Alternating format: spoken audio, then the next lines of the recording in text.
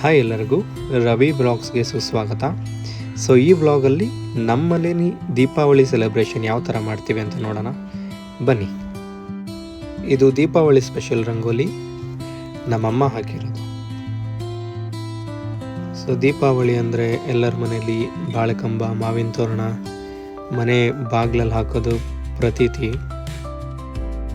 So ಇಲ್ಲಿ ಶುರುವಾಯಿತು ನಮ್ಮದು ಪ್ರಿಪ್ರೇಷನ್ನು. ಸೊ ಫಸ್ಟಿಗೆಲ್ಲ ಹೂವೆಲ್ಲ ಹಾಕಿ ಹಣ್ಣು ಹಂಪಲು ಆಮೇಲೆ ಅವನ್ನೆಲ್ಲ ಅರೇಂಜ್ಮೆಂಟ್ಸ್ ಮಾಡಿ ದೇವಿನ ಕೂರಿಸಿ ಸೊ ಈ ಥರ ಎಲ್ಲ ಡೆಕೋರೇಷನ್ ಮಾಡಿದ್ದೀವಿ.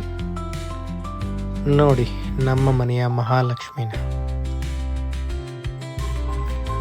ಸೊ ಎಲ್ಲ ಡೆಕೋರೇಷನ್ ಎಲ್ಲ ಆದಮೇಲೆ ಪೂಜೆ ಸ್ಟಾರ್ಟ್ ಆಯಿತು.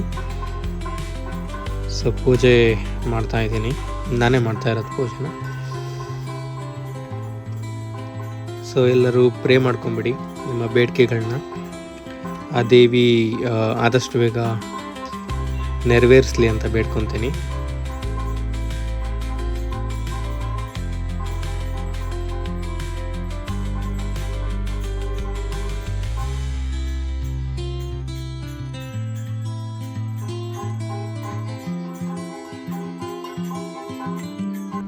ಸೊ ಆರತಿ ಆಯಿತು, ಮಂತ್ರಾಕ್ಷತೆ ಹಾಕ್ತಾ ಇದ್ದೀವಿ. ಸೊ ನಿಮ್ಮ ಕೋರಿಕೆ ಏನಾದರೂ ಬಿದ್ದರೆ ಬೇಡ್ಕೊಳ್ಳಿ.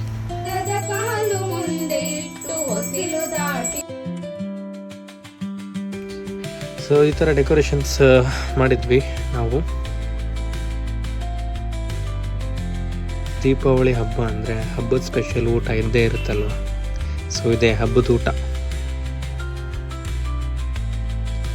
ನನಗಂತೂ ಸಖತ್ ಇಷ್ಟ ಹಬ್ಬದ ಊಟ ಅಂದರೆ. ಹಬ್ಬದ ಊಟ ಅಂದರೆ ಯಾರಿಗೆ ತಾನು ಇಷ್ಟ ಇಲ್ಲ ಹೇಳಿ. ಸೊ ನಾವು ಲಕ್ಷ್ಮೀ ಪೂಜೆನ ಅಮಾವಾಸ್ಯೆ ದಿವಸನೇ ಮಾಡ್ತೇವೆ ನಮ್ಮ ಮನೆಯಲ್ಲಿ. ಸೊ ಅದು ಯೂಶ್ವಲಿ ಮೊದಲಿಂದನೂ ಹಂಗೆ ಮಾಡ್ಕೊತ ಬಂದಿರೋದು. ಸೊ ಪೂಜೆ ಎಲ್ಲ ಆಯಿತು. ಸೊ ನಾನು ಹಂಗೆ ಜಸ್ಟ್ ವಾಕ್ ಮಾಡ್ತಾ ಇದ್ದೀನಿ. ಮಳೆ ಬೇರೆ ಬರ್ತಾಯಿತ್ತು ಆ್ಯಕ್ಚುಲಿ. ಸೊ ಈಗ ಪೂಜೆ ಎಲ್ಲ ಆಯಿತು. ನೆಕ್ಸ್ಟ್ ಪಟಾಕಿ ಟೈಮ್.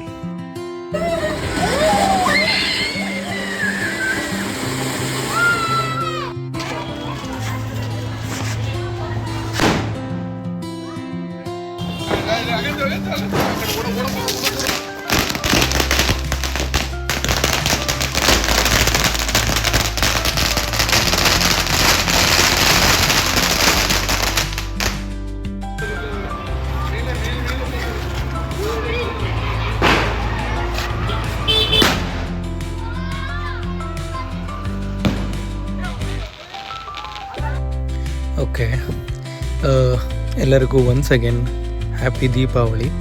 ಸೊ ಈ ನನ್ನ ದೀಪಾವಳಿ ವ್ಲಾಗ್ ಎಲ್ಲರಿಗೂ ಇಷ್ಟ ಆಯಿತು ಅಂತ ಅಂದ್ಕೊತೀನಿ. ದಯವಿಟ್ಟು ಸಪೋರ್ಟ್ ಮಾಡಿ. ಮತ್ತೆ ಸಿಗೋಣ ನೆಕ್ಸ್ಟ್ ವಿಡಿಯೋದಲ್ಲಿ. ಬಾಯ್.